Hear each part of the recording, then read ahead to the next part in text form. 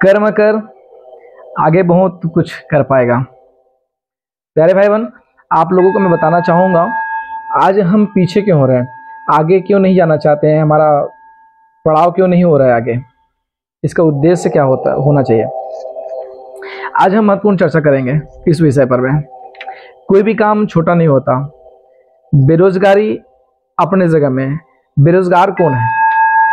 हम बड़े हैं, बड़े काम को हमको मिल नहीं रहा है और छोटा काम हम करना नहीं चाहते। पर मुझे लगता है कि कोई भी काम छोटा नहीं हो सकता जो हम करना चाहें।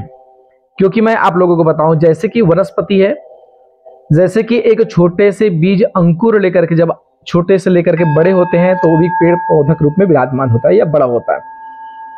ठीक उसी प्रकार जब हम जन्म लिए तो हम पहले छोटे थे, छोटे होने के बाद धीरे धीरे धीरे धीरे हम बढ़े हैं, हमारा बड़प्पन हुआ, मतलब हम बड़े हुए। ठीक है, हर चीज में यदि आप देखना चाहेंगे तो छोटे से होकर के ही इंसान बड़ा हुआ है, या कोई भी चीजें छोटे से होकर के बड़ा हुआ है। तो आप इस चीज को मान सकते हैं कि कोई भी काम छोटा नहीं होता। छोटे से इंसान, मतलब एक सीढ़ी पर पहले पड़ाव पर अगर पैर रखते हैं तो मुझे लगता है कि आगे सीढ़ी पर पैर रखते रखते इंसान आगे बढ़ता है। आज रहस्य की बातें हम चर्चा करेंगे, बहुत आनंद की चर्चा करेंगे। जैसे कि मैं आप लोगों को बताऊं कि कोई काम छोटा क्यों नहीं होता। जैसे कि सिखों के 5वें गुरु, और जिसमें चौथे गुरु के रूप में रहे हैं अर्जुन देव जी।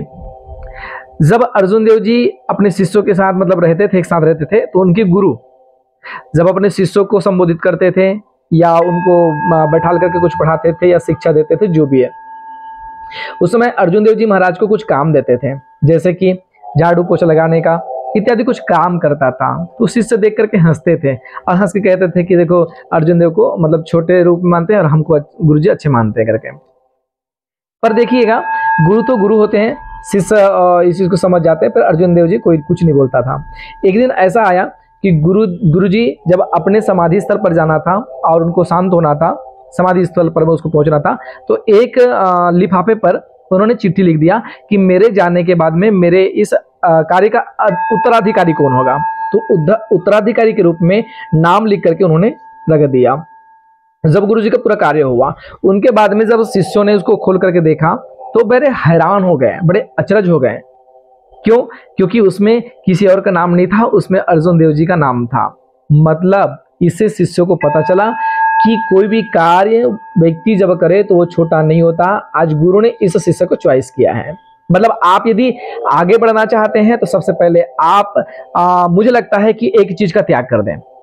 यदि इस चीज का त्याग कर देंगे तो मुझे निसंदेह पता चलता है, या मैं अपने जीवन में देखा हुआ हूँ, या लोगों के प्रति भी जब बीच में बैठता हूँ तो मुझे एहसास होता है। मैं लोगों से बीच में बैठ करके चर्चा करता हूँ और हमारे युवाओं से, हमारी कुछ बहनों से, या पढ़ने लिखने वाले कुछ मेरे भाई हैं, उससे मैं चर्चा करता हूँ, तो मुझे पता चलता है हमारे जीवन को सबसे पहले, यदि आप जीवन में आगे बढ़ना चाहते हैं या कोई भी पढ़ाई आप करना चाह रहे हैं, पढ़ाई में हमारा मन नहीं लगने का कारण भी अलग है। मैं आपको अलग से वीडियो बना करके एक बताऊंगा, जिसमें आप मुझे अब मेरे वीडियो के डिस्क्रिप्शन में देख सकते हैं।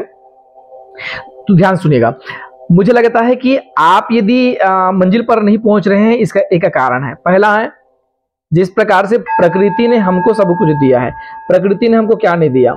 प्रकृति ने जब इस धरा पर में हमने जन्म लिए, अच्छा एक बात विचार करिए, जब हम इस संसार में आए, भगवान ने हमको आते ही सब कुछ दे दिया। दांत नहीं था, माँ के स्तन में दूध दे दिया, बड़े हुए, हम नंगे आए थे, हमारे पास कपड़ा नहीं था।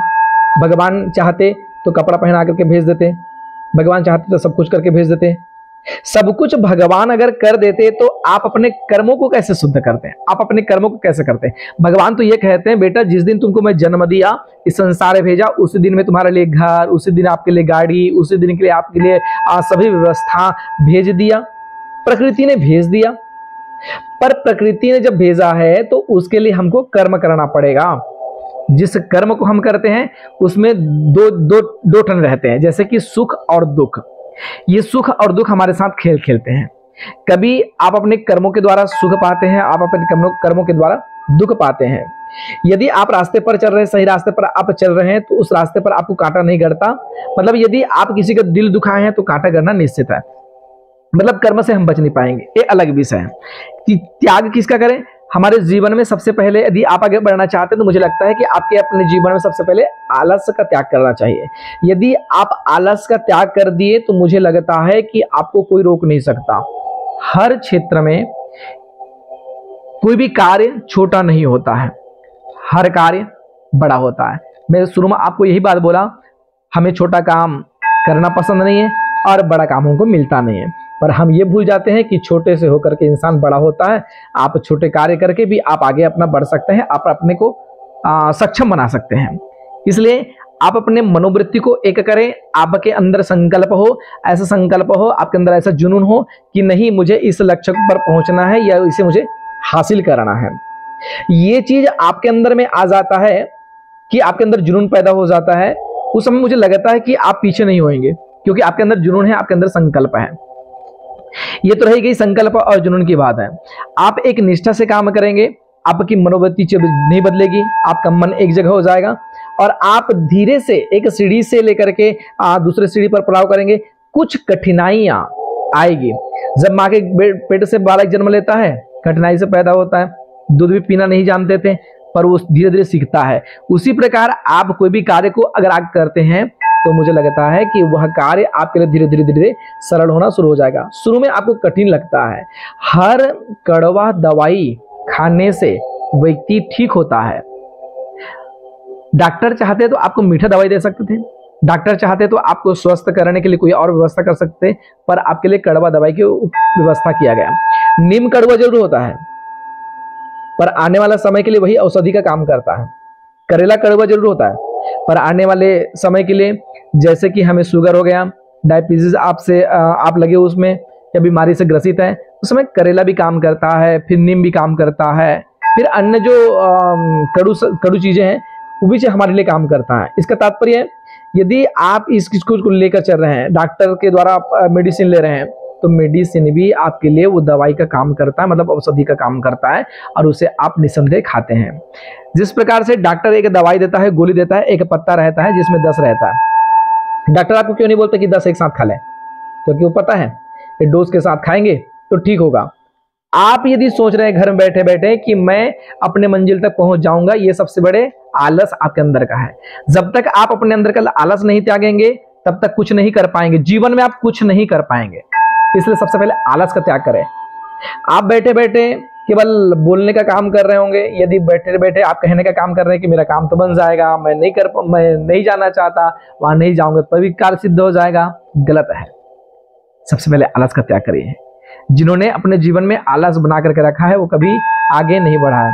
कभी आप मिलना किसी व्यक्ति से और किसी व्यक्ति से मिल करके आप उससे चर्चा कराना, मुझे लगता है आपके अंदर का आलस निकलते ही आप जब अपने मन का भाव बना करके पढ़ाई में लग जाएंगे, या फिर जो भी कार्य आप कराना चाहते हैं या अग्रसर आगे बढ़ना चाहते हैं, आप बड़े बनना चाहते हैं, इसका त्याग करिए। सबसे बड़े शत्रु है हमारे जीवन का। जब तक ये शत्रु आपके जीवन में रहेंगे तब तक आप हासिल कुछ नहीं कर पाएंगे।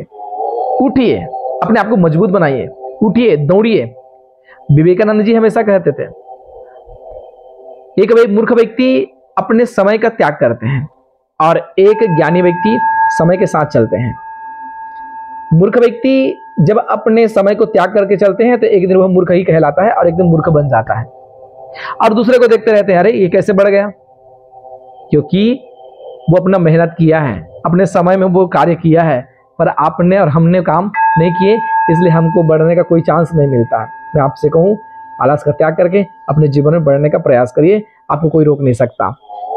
आगे बताऊंगा मैं 5 चीजें आपके जीवन में होना चाहिए। जब आप पढ़ाई के क्षेत्र में हैं तो 5 चीजें का त्याग कर 5 चीजों को अपने जीवन में अपनाएंगे तो मुझे लगता है कि आप उस पढ़ाई के क्षेत्र में भी आगे बढ़ेंगे। कंपटीशन का जमाना है और कंपटीशन में आप हासिल अवश्य करेंगे।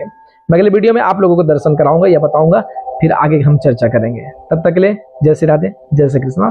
खूब पढ़िए, खूब आगे बढ़िए, खूब मेहनत करिए और अपने जीवन को परमार्थ में जोड़ने का प्रयास कीजिए। जय श्री राधे।